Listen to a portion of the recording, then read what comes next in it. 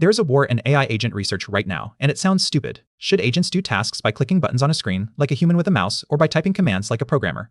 Everyone has a hot take. GUI agents, CLI agents, hybrid agents, and every benchmark declared a winner, but here is the dirty secret. Every single one of those races was rigged. A new paper just ran the first fair race, and the result flips the entire debate. The side everyone called dumb was not dumb at all. Why was every comparison rigged? Because nobody held anything fixed. The GUI benchmarks and the CLI benchmarks used totally different tasks, different starting states, different success criteria, different allowed actions. So when a GUI agent scored higher than a CLI agent, you could not tell if the GUI was genuinely better or if it just got easier tasks, or a friendlier grading rubric. It was apples versus orangutans. The modality, clicking versus typing, was hopelessly tangled with everything else. Nobody could isolate the actual question. Is the interface the bottleneck, or is it the model? This paper's whole contribution is one methodological move that sounds obvious but nobody had done. Hold everything fixed. Same task goal, same starting state, same final state verifier. Then vary only one thing, the action interface, mouse versus keyboard. They call it the Matched Execution Layer Protocol. 440 tasks, 18 real applications, 12 workflow categories.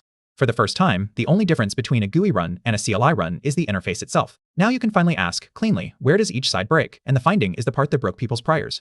They measured how much of the work the CLI agent's toolkit could even address. The original CLI skills satisfied only 37.6% of the verifier checkpoints. 37. The agent was being asked to do jobs it literally did not have the tools for. So of course it looked bad. Everyone assumed the CLI model was weaker. It was not weaker. It was walking into the exam without half the pencils. The gap was coverage, not intelligence. Here is the proof. They patched the skills, verifier guided, so the toolkit could actually reach the tasks. Same model. Same interface. Just give it the missing tools. The CLI success rate jumped from 48.2% to 69.3%, a 21-point swing purely from coverage. That is the diagnostic upper bound, not a deployable system, but it isolates the cause. The supposed modality gap was mostly a skill gap wearing a modality costume. Now before you declare CLI the winner, hold on. The GUI side has its own 3 failure modes, documented cleanly for the first time. And one beautiful counterintuitive result. They gave the GUI agent explicit step-by-step workflow guidance, thinking it would boost completion. It barely moved completion at all. What it did do is cut wasted exploration by 20%.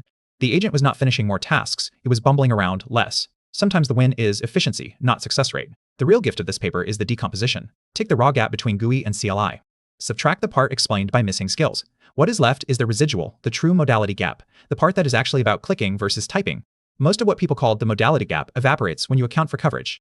What remains is smaller, humbler, and actually actionable. You stop arguing about interfaces and start building tools. Why does this matter for you? Because every single agent framework, every startup, every research lab has to pick GUI, CLI, or a mix. Right now those choices are made on vibes and marketing. This paper gives the first empirical map of where each modality actually bleeds. If your CLI agent is failing, do not swap the model. Check the skill coverage first. That is a cheaper fix than a bigger brain. So, the takeaway. 1. Every prior GUI versus CLI comparison was rigged by confounds. 2. The matched protocol finally isolates the interface. 3. The supposed CLI weakness was mostly missing skills. 37% coverage jumping to 69 once repaired. Your AI agent is not necessarily dumb. It might just be under-equipped. Fix the tools before you blame the brain. Paper and code below. Subscribe, because the next debate is even more rigged.